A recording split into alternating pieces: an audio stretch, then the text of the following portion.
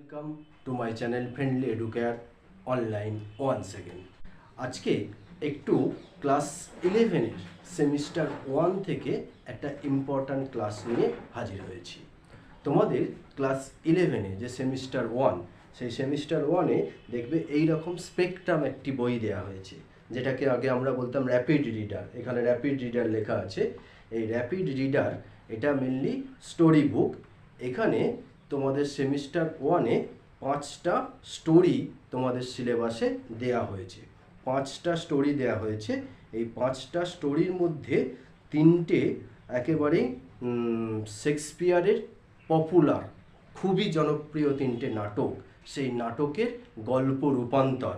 Macbeth আছে, as you like it আছে, আর Othello আছে। আজকে আমি সেই ম্যাকবেথটাকে নিয়ে একটু আলোচনা করব। এটা গল্প রূপান্তর হলেও চেহারায় যথেষ্ট বড়। সেই গল্পটাকে পুরোটা লাইন বাই লাইন পড়া কিন্তু সম্ভব নয়। তোমরা লাইন বাই লাইন পড়ে রাখার চেষ্টা করো, যেহেতু এখান থেকে শর্ট কোশ্চেন আসছে। আমি আজকে এই ম্যাকবেথের একটু আউটলাইনটা একটু আলোচনা করে দেওয়ার চেষ্টা করছি। দেখো, যেটা ম্যাকবেথ থেকে জানা দরকার হবে সেটা হচ্ছে ম্যাকবেথ হলো শেক্সপিয়ারের যে নাটকগুলো ছিল, সেই শেক্সপিয়ারের নাটকগুলো মেনলি 3টে ভাগে ভাগ করা হয়।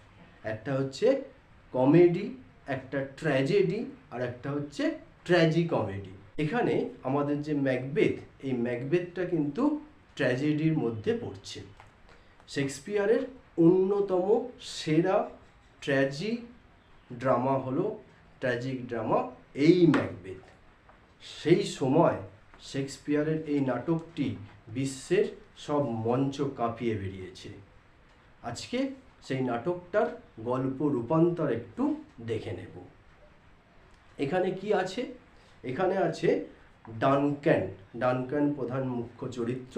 ইনি হচ্ছেন স্কটল্যান্ডের রাজা। এই স্কটল্যান্ডের একজন সেনাপ্রধান হলেন ম্যাকবেথ, যে আমাদের এই গল্পের হিরো বা ভিলেন হিরো বলা যায়। সেই ম্যাকবেথ, তার আরও এক বন্ধু ব্যাংকো। এই ম্যাকবেথ এদের স্কটল্যান্ডে ভীষণ জনপ্রিয়। প্রথমত, তিনি রাজার খুব কাছের মানুষ। দ্বিতীয়ত, তিনি একজন বীর সেনাপ্রধান। তৃতীয়ত, তিনি থেন অফ গ্লেমিস। সেই কারণে যাই হোক, এই ম্যাকবেথ নরওয়ের সেনাবাহিনীকে হারিয়ে একটা বিরাট যুদ্ধ জয় করে ম্যাকবেথ এবং তার খুব কাছের বন্ধু ব্যাংকো দুজনে ফিরছে যুদ্ধ থেকে। ফেরার সময় হঠাৎ করে তাদের পথ আটকায় 3জন অশরীরী আত্মা, যাদের দেখতে মেয়েদের মতো, কিন্তু গোঁফ দাড়ি আছে আর চামড়াগুলো সব পোড়া। এরকম দেখেই ম্যাকবেথ ব্যাংকো বুঝে গিয়েছিল এরা অশরীরী আত্মা। যাই হোক, এইটাই ওপেনিং সিন নাটকের।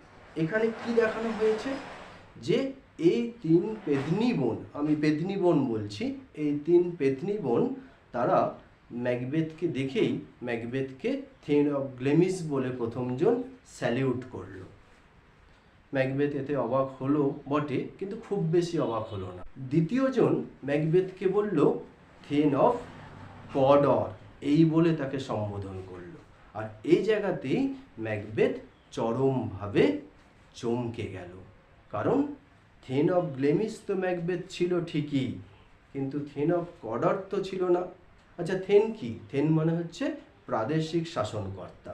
ওই যে স্কটল্যান্ড, পুরো স্কটল্যান্ডকে ডানকানের পক্ষে তো শাসন করা সম্ভব নয়, সেই জন্য সেই দেশটাকে বিভিন্ন প্রদেশে ভাগ করে দেওয়া হতো এবং প্রত্যেকটা প্রদেশের একজন করে প্রাদেশিক শাসনকর্তা রাখা হতো। ঠিক সেরকম গ্লেমিসের প্রাদেশিক শাসনকর্তা ছিলেন ম্যাকবেথ, কিন্তু দ্বিতীয় পেত্নী বোন তাকে থেন অফ কডর বলল। এতে তো ম্যাকবেথ চরমভাবে অবাক হয়ে গেল। তৃতীয় পেত্নী বোন, তিনি আবার ম্যাকবেথকে বললেন যে এরপর থেকে তুমি হবে স্কটল্যান্ডের রাজা। এ কথা শুনে তো ম্যাকবেথ চরমভাবে অবাক হয়ে গেলেন। তিনি এতটা অবাক হয়ে গেলেন যে তিনি নিজের কানকে বিশ্বাস করতে পারছিলেন। এমন সময় ব্যাংকো মনে মনে ভাবছে যে এই অশরীরী আত্মা পেতনি বোনেরা ম্যাকবেথ সম্পর্কে এত ভালো ভালো কথা বলছে, কই আমাকে নিয়ে কিছু বলছে না। তখন তারা ব্যাংকোর দিকে ঘুরে গিয়ে ব্যাংকোকে বলল যে তুমি হয়তো রাজা হতে পারবে না, কিন্তু তোমার ছেলেরা স্কটল্যান্ডের রাজা হবে। এ কথা ব্যাংকোকে বলেছিল, একটু ধাঁধার মতো করে ঘুরিয়ে বলেছিল। যাই হোক, এসব কথাবার্তা শুনে তারা ফিরছে। ওই পেতনি বোনেরা তখন বাতাসে মিশে গেছে। এরা যখন ফিরতে ফিরতে হঠাৎ করে রাজার পাঠানো দূত এসে ম্যাকবেথের সঙ্গে দেখা করে এবং রাজার কথা মতো ম্যাকবেথকে থিন অফ কডর ঘোষণা করে। এ কথা শুনে ম্যাকবেথ চমকে গেল। চমকে যাওয়াটাই তো স্বাভাবিক। সে এইমাত্র পেতনি বোনেরা বলল, দ্বিতীয় পেতনি বোন বলেছিল থিন অফ কডর, আর সে থিন অফ কডর হয়ে গেল। চমকে যাওয়াই স্বাভাবিক। এবং চমকানো শুধু নয়, তৃতীয় যে ভবিষ্যৎবাণীটা করেছিল সেটা নিয়ে ভাবাটাও স্বাভাবিক।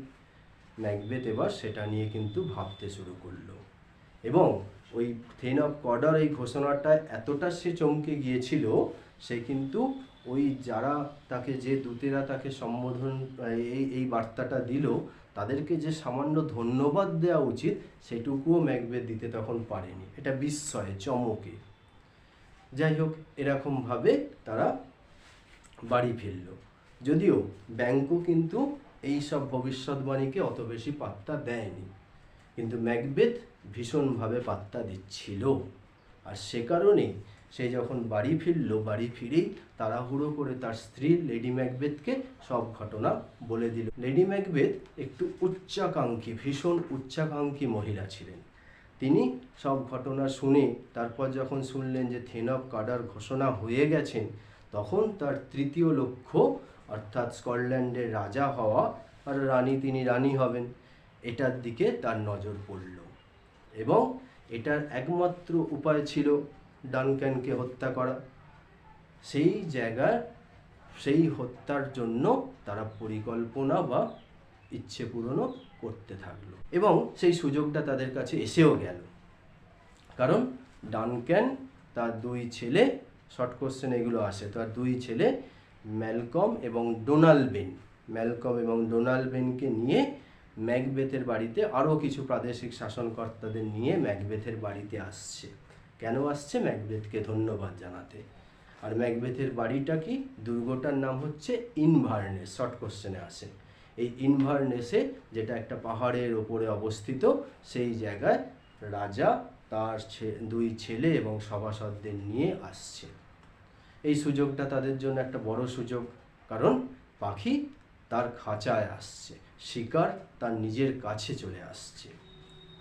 লেডি ম্যাকবেথ একেবারে কুচক্রী মহিলার মতো তার ভেতরে, তার অন্তরে যে অসৎ ইচ্ছা, সেগুলোকে দমিয়ে রেখে মুখে হাসি দিয়ে কি অসাধারণ ব্যবহার করলো রাজার সঙ্গে, যে রাজা চরম মুগ্ধ হয়ে গেলেন তার ব্যবহার দেখে। যাই হোক, রাজাও ভীষণ ক্লান্ত ছিলেন। ক্লান্ত থাকার কারণে তিনি তাড়াতাড়ি ঘুমিয়েও পড়লেন। আর তখনই লেডি ম্যাকবেথের মাথায় এলো সেই অভিশপ্ত রাতে অভিশপ্ত চিন্তা। ম্যাকবেথ নিজেই সেই ছুরিটা নিয়ে সেই রাতে ডানক্যানের চেম্বারে গেলেন ডানক্যানকে হত্যা করার জন্য, কিন্তু হলো না। তার পক্ষে সে কাজ সম্ভব হলো না। কেন সম্ভব হলো না? কারণ সে যখন খুন করতে যাচ্ছে ডানক্যানকে, লেডি ম্যাকবেথ তার মুখের ভেতর, তার মুখের ওপর নিজের বাবার মুখকে দেখতে পাচ্ছে। একটা psychological effect, that is the best creation of Shakespeare এই জায়গায় তার ক্ষমতা দেখিয়েছে। যাই হোক, লেডি ম্যাকবেথ তাকে খুন করতে পারলো না ডানক্যানকে। ফিরে এলো, ফিরে এসে তার স্বামীকে সবটাই বলল। ম্যাকবেথও বলল যে দেখো, এসব আমাদের আর চেষ্টা করে লাভ নেই, কারণ রাজা আমাদের বাড়িতে এসেছেন, তাকে তো খুন করা এত সম্ভব নয়, সহজ ব্যাপার নয়, খুন করতে পারবো না, আমরা খুন করতে পারবো না, এইরকমভাবেই তখন তাকে বলল। রাজা খুন করতে না পারায় শেষ পর্যন্ত এই রাজাকে খুন করা সম্ভব নয় বলেই এই কথা সে বলল। তার জন্য নানা রকম যুক্তি সে শেষ পর্যন্ত দেখালো। এবার সেই যুক্তি খণ্ডিত করে লেডি ম্যাকবেথ কিন্তু ম্যাকবেথকে শেষ পর্যন্ত রাজি করিয়েছিল খুনটা করার জন্য। এবং এখানেই আসছে সেই মার্ডার সিন, যেখানে ডানক্যানের মার্ডার হচ্ছে ম্যাকবেথের দ্বারা। ম্যাকবেথকে অনেক বুঝিয়ে বাজিয়ে শেষ পর্যন্ত পাঠালো ডানক্যানের চেম্বারে। ম্যাকবেথ সেখানে পৌঁছে ছুরিটা নিয়ে যখন ঘরে ঢুকেছে, হঠাৎ করে দেখছে বাতাসে একটা ছুরি ভাসছে এবং সেই ছুরিটা রক্ত মাখা আর হাতলটা তার দিকে। ম্যাকবেথ সেটাকে ধরতে যাচ্ছে, বারবার ধরতে যাচ্ছে, কিন্তু ধরতে পারছে না। এমন অবস্থায় ম্যাকবেথ ভয় পেয়ে গেল। কিন্তু ম্যাকবেথ তো উদ্যম সাহসী মানুষ, সেই জন্য সেই ভয়কে জয় করে সে শেষ পর্যন্ত ডানক্যানকে খুন করল। এবং খুন করে সে যখন বেরিয়ে আসছে, তখন সে শুনেছিল ওই দুজন ঘুম যারা আর কি রক্ষী ছিল, তাদের মধ্যে ঘুমের ঘোরেই তারা একজন চিৎকার করে খুন খুন খুন চিৎকার করে উঠল, অন্যজনও তখন খুন খুন করে চিৎকার করে উঠল। এবং সেই ঘুমের ঘোরেই তারা এসব করলো, উঠে বসলো, আবার ঘুমিয়ে পড়লো। তারপরে আমিন আমিন আমিন বলতে বলতে তারা ঘুমিয়ে পড়ল। ম্যাকবেথও কিন্তু এখানে আমিন বলতে চেয়েছিল, কিন্তু পারেনি। যাই হোক, এইভাবে সেই খুনটা সম্পন্ন করে ম্যাকবেথ ফিরে এলো। আজকে এটুকুই থাক।